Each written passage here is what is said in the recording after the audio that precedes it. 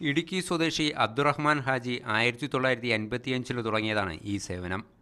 പ്രായം തളർത്താത്ത ആവേശവുമായി ക്യാമ്പിലെ ഓരോ ഭാഗത്തുമെത്തി ഹജ്ജ് ചെയ്യാനെത്തുന്നവരുടെ ആവശ്യങ്ങൾ ഇദ്ദേഹം ചോദിച്ചറിയും.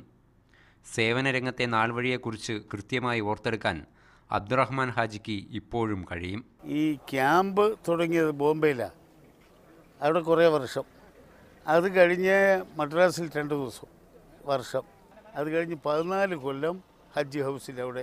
മക്കളും ചെറുമക്കളും സേവനം മതിയാക്കി വീട്ടിലിരിക്കാനാണ് നിർബന്ധിക്കുന്നതെന്ന് ഇദ്ദേഹം പരിഭവിക്കുന്നു.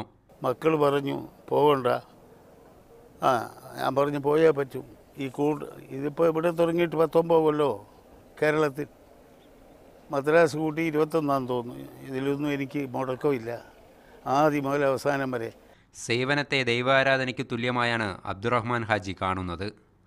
സ്വാതന്ത്ര്യ സമരത്തിലും പങ്കെടുത്തിട്ടുണ്ട് ഇദ്ദേഹം. ക്യാമറ പേഴ്സൺ ഇജാസിനോടൊപ്പം JK അൻസാർ, മീഡിയ 1, കൊച്ചി.